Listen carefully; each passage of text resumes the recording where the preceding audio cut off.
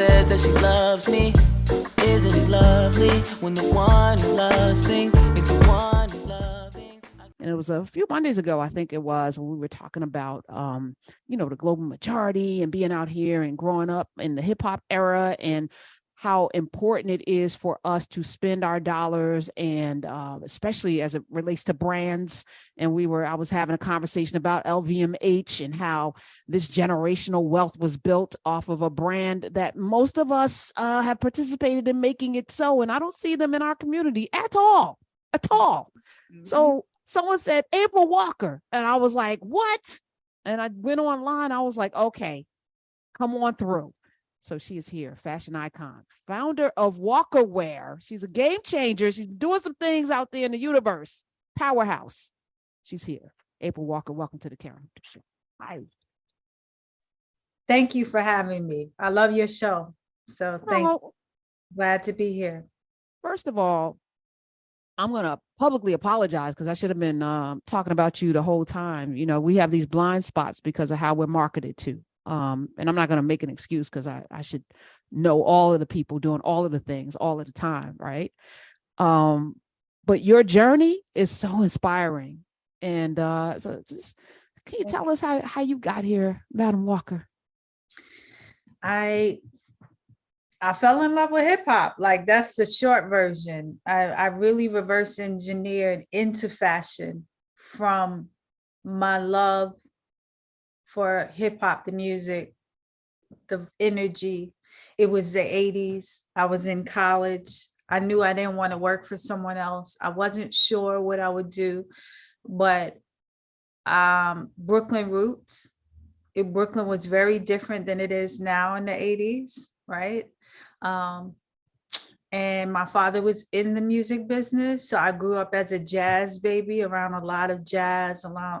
He managed D-Train and went into R&B, and then started working with jazz and Jay-Z and all these interesting folks. So I literally grew up in the New York City clubs in the 80s, like from Zanzibar to Paradise Garage to the Fever to Broadway International, Barnes and Latin Quarters, all of those places. I got to be the fly on the wall. And so New York was really like an outside museum when you think about it then, with the graffiti and the art and all of these different cultures meshing together, from the coffee shop in the Village all the way up, like from Harlem down. It was very interesting and very much a culture brewing. But the biggest energy for me was hip hop, because it was like the music was speaking everything that we were feeling and living, but not seeing on the news. It became our CNN, right? And then it really created more curiosity for me to see what was going on the West Coast and, down South in these pockets, and all of that became identifiable because we were dealing with the same things. It was just different locations and geography, but I wanted to express that through clothing because there was nothing we could buy at that time in the stores that spoke to us like the way we felt. So we were buying stuff and blinging and, airbrushing ourselves, but we couldn't go in and buy any of that. So I wanted to create the uniforms, and that's literally how it started. I was in school for communications and business, and really just followed my gut and my heart, and it led me down the right path. So this predates Carl Kanai, Cross Colors, and FUBU. April Walker is here. Walkaware, walkaware.com. As you're talking, I was just thinking when you said it was our CNN, at some point it got co-opted, much the way Brooklyn did. At some point it got co-opted because it was valuable. Like, we made something valuable. And that's the message I can't stop repeating. We make things valuable. We are the value. Absolutely. And then we hand it over. Magic. We give away our power. We make things, we make the magic, and then we let others take it and regurgitate it back to us with a higher price tag, How do we stop that? Because I promise you that is like 99.9% of my, how do we stop that from happening? It's a brainwashing that's taken place for many, many, many years. It's not overnight. And this generation, I feel like the youngest generation is changing because the planet's changed, the world's changed so much. So we have big fish to fry, and we got to really get on those big fish. Otherwise, we're really in trouble. So I think, but it really starts with us. It's loving ourselves and knowing our value. Like, not to be preachy and mean, but really, if we loved ourselves and knew our value, we would support our own communities. And I'm not saying, I'm generalizing now, because there are a lot of us that do love ourselves, but it's their ice is colder. Like, that's a real thing. Like, believing that whiteness is a real thing, you know? So I think that this country has been built on a lot of myths that need to be dispelled. And when we dispel those myths and we realize our own intrinsic value and power, I think we'll start spending more and more in our own communities. And we have to, and if we want to not just exist and dissipate, but to thrive. One of the myths is that we are in lack, but we are actually abundant. Which is why I can go on Walkaware and buy a swimsuit. You know, I can go get some slides. We did all great things. That's all. Yeah. Yes. All of that. It's summer season, y'all. If you need some swim trunks, a beach towel, you know, get you some flip flops, you know, men's or women's. You want a one piece or bikini. I'm leaning into that because it's hot. It's hot. Walker. Go get you some. And it's got rose. So what inspired this collection?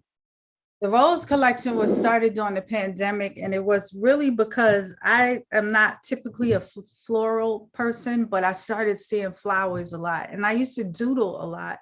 So I saw like graffiti. I saw like, I wanted it to be something we could all wear, but I saw this layering in my mind. And I think I saw the flowers because it was the pandemic. It was the end of 21. It was so dark, such a dark period, that I was probably wishing for spring.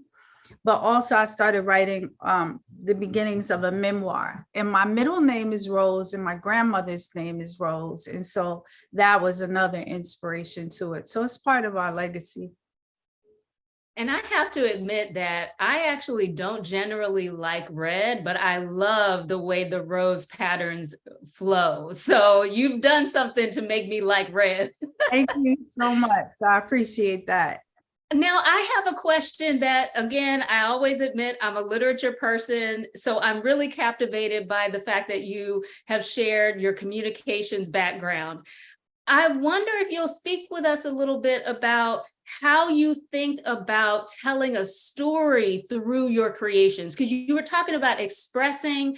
I also heard some echoes from you about the importance of us telling our stories so that people can not lose the value in our people. So I wonder if you would say a little bit about the stories that you express through these designs and how to, Right. So it really is about what inspires me, right? And the story of Walkaware, really, like I said, it was anchored in hip hop and just self-expressing when we needed uniforms and they weren't serving us. And that's how it started. And then through listening to my customers, I had my first shop. It was called Fashion in Effect. And that first shop was a little diamond in the rough in the Clinton Hill section of Brooklyn. And with that shop, we started finding out what customers wanted. They would ask for the same things. You know, some of our first customers were Shaggy and Shinehead, and they were from Brooklyn. And then Audio 2 came in the store one day. That's how I found out about styling. I knew nothing about styling. And they came in like, we're doing I Don't Care, the cover, and can you do the cover? And MC Light sent them in there, Swatch, and you know, and it was, Brooklyn was very, in the 80s, boroughs were everything. So it wasn't like we had the internet and social media or any of these tools. It was literally word of mouth. So Brooklyn people were telling Brooklyn people, you need to go check out this girl in Clinton Hill that's making clothes. And from that, they started coming and they would ask for certain things. We want deeper pockets. We want more leg room.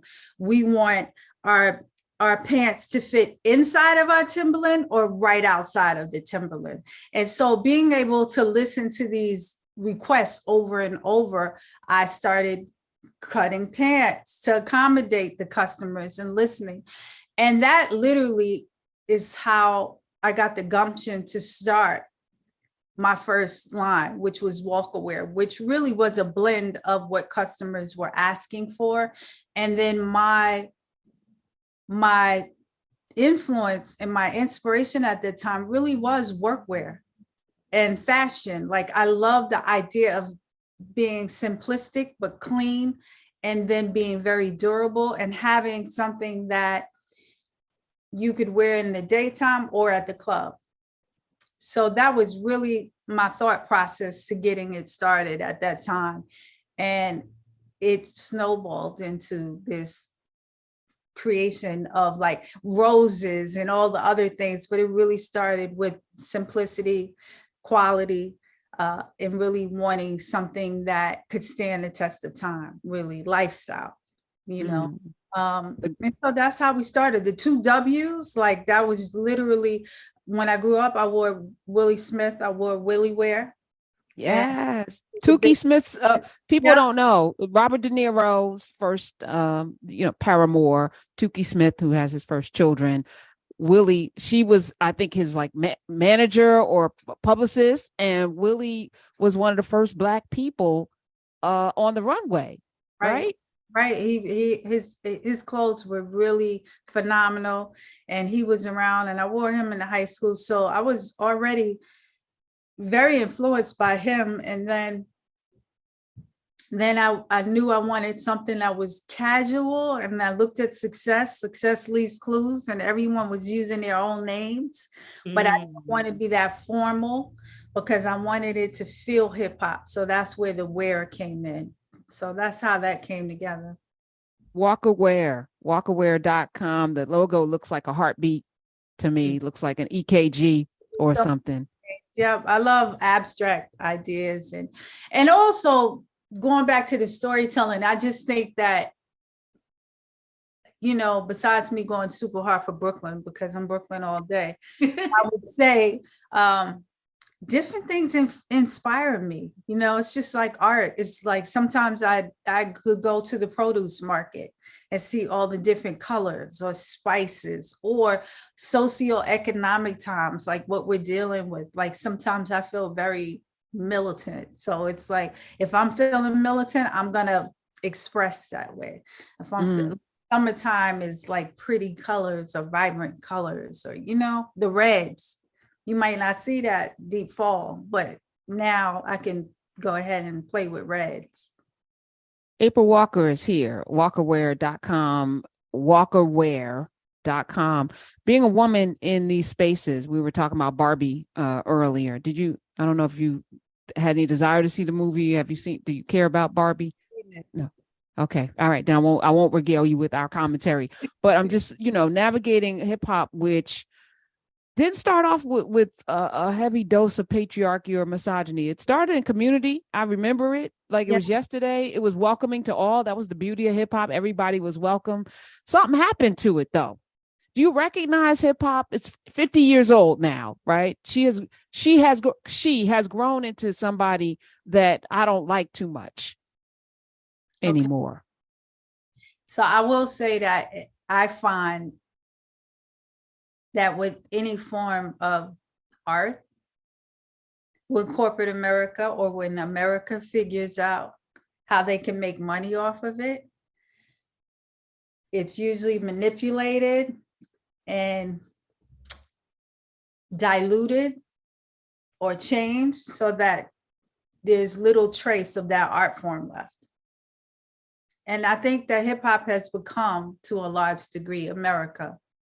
All right. So what's your relationship to it now, April? I still love it because, I still think there's the underbelly that exists. It just doesn't get the airplay. It doesn't get the energy. You don't see it visibly. I do, because I'm connected with, many of them, true people that grew up in hip hop, that still believe in the culture, that are the culture. But I think when you listen to the radio and we see the images, there are some that are great, but you could pick your medicine or pick your poison. All right, Nas. Let's take Queens. Let's go across the bridge. He's got a new album. Yeah. We played a cut or two last week. Thoughts? So wait, he has a new one? Does he have a new? Smith, what did we just play? Last one he had. Yeah. Magic 2. We just played a cut off of that on Friday. Well, most of the stuff he's been dropping, I've liked. It's very hard to compete with the early stuff with Nas, but I still like Nas a lot. Okay. Talib Kweli. That's Brooklyn, right? That's Brooklyn. Talib. Okay. Still dope. Jay. Yasin. Jay is cool. Young Jay is the best, though. Reasonable Doubt. Forever. Okay. Now, watching him support his wife and daughter is beautiful. Like he's ancillary. Like Blue Ivy's having a moment. That's when you're just like, I love that. Okay, I want to jump in here. Come on through, Coretha. I'm sorry. We've named Yasin Blay, and I wonder about your assessment of his really dramatic change. I just saw him open up for Erykah Badu in a fabulous show, but the sound now under Yasin Blay is very different from when he was before. So if you could speak to that from a hip hop standpoint, I'd be curious. So you're saying, like, I didn't see that show, but I knew about it. I can't wait to see it now. But he's one of my faves. So I would really, even if it's different, I just think he's such a true artist. Yeah. That is gonna be amazing. Like, regardless, it might be different. And for me, different is good. I love artists that aren't repetitiously the same thing and that will try to disrupt, So I'm curious. But yeah, the last time I saw him, I was fortunate enough to go to Seoul in Dubai, and he performed with Talib. And that was a few years ago. He was still, Yasin Bey, and he was killing it. So I would love to see what he's doing now. Well, I'll just offer that innovation, improvisation, true artistry, and being willing to push boundaries is exactly what he's embodying right now. And I like the idea of what you're offering, to think about that as very much hip hop too, right? So in other words, we have our love affair with classic hip hop of the 80s and 90s, but that we can still appreciate, especially those who have stayed in the game like he has, the evolution that he came out on stage and the first few minutes of him being out was just putting rose petals on the stage before he spoke a word. That's beautiful. Mm-hmm.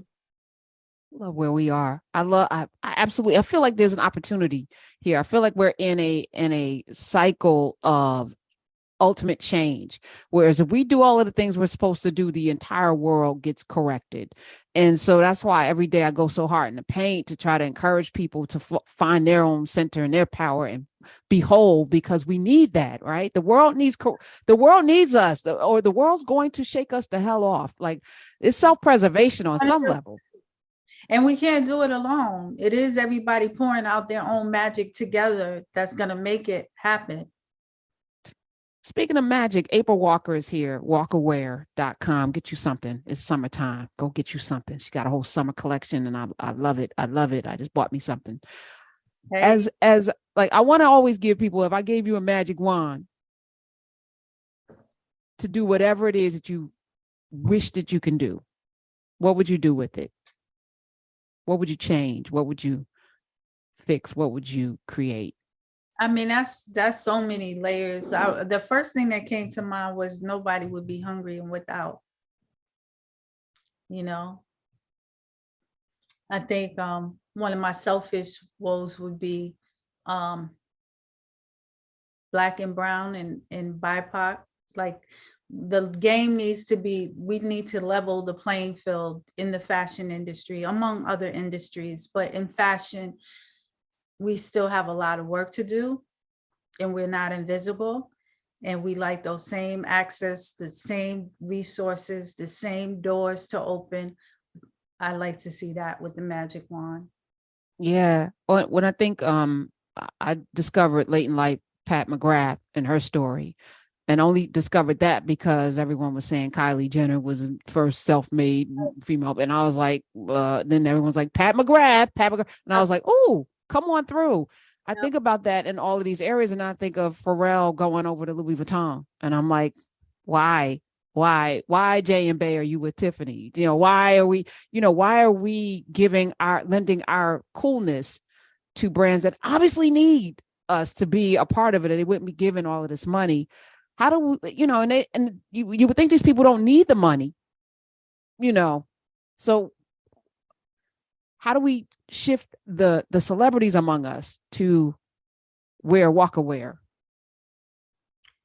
I think that it's a matter of your tribe, finding your tribe. Like, Method Man wears our stuff. We have a lot of good, Joseph Sikora. We do have a lot of people that wear it on a regular and support, and then some won't, but I think the bigger question you're asking is, like a brand, a Black or a brown owned brand, how do we get to support our own and get that going? I think that once again, it's just changing that mindset and understanding that we are the value, whether it's the consumer, the end user, or the actual creator that's creating the magic, that our dollars count. And that's significant dollars, because we know what our spending power is annually. So if we took a tenth of that and put it in our own communities, everything changes.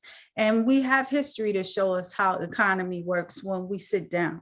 So we could just do any of those things and it would be, but we just gotta not be so distracted and really focus on what we want.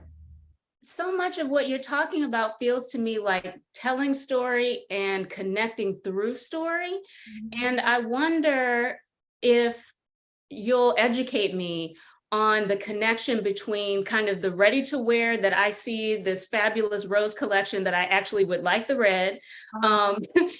And you know what, speaking of Pat McGrath, this is her matte lipstick. But anyway, I wonder about the connection between the ready to wear collections and then all the connections you have to people like MC Lyte and Queen Latifah and so on. Like, how do we connect to that community conversation that I know you're a part of? Is that a fair question for an ordinary person like me?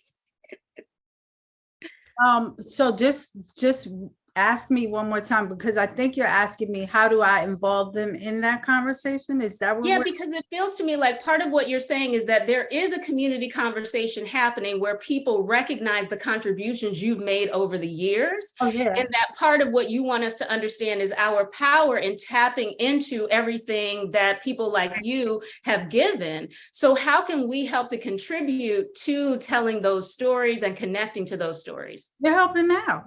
We're talking, and I mean, I think that's what it is. Sway had me on. We had a similar discussion about it maybe a year or two ago.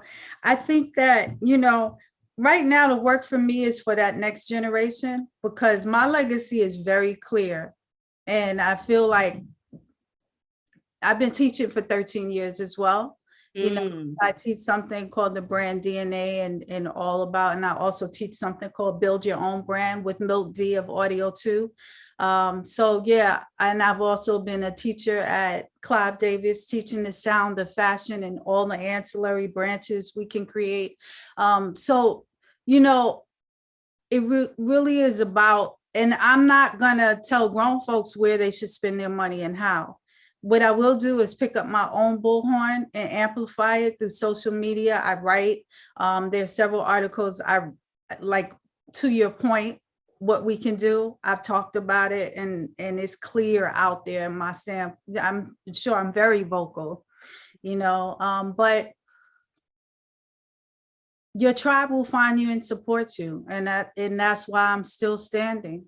Yes. I'm not doing it for accolades or for The fashion industry. If I was doing it for the fashion industry, I'd have sat down a long time ago, you know. So it's bigger than that. And I think we have to redefine what success looks like. Mm-hmm. We're not all going to be $500 million brands, but it's what we value, the life we live. I live my dream. I get to collaborate with people, phenomenal creatives all over the world, and get to live the life I desire. That's my lotto ticket. And I just think more of us need to think in that way and tap into our gifts and just sow those seeds. It's gonna sprout. I'm doing good work, and that's more important than anything.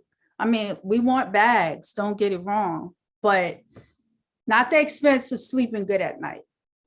Yeah. Listen, thousandaires do really well. I remember Talib Kweli came to Hunter College and spoke, and he said, you know, I make a living doing something I love doing. Now, I don't have to be a household name or have, you know, multi-platinum albums and all. I don't need to be a multi international superstar to live a very good life. I'm living a good life doing exactly what I want to do. And I think you're right. You know, the bar for success, this country, this world will have you chasing on a treadmill, something that is you can a butterfly you can never catch. Yeah.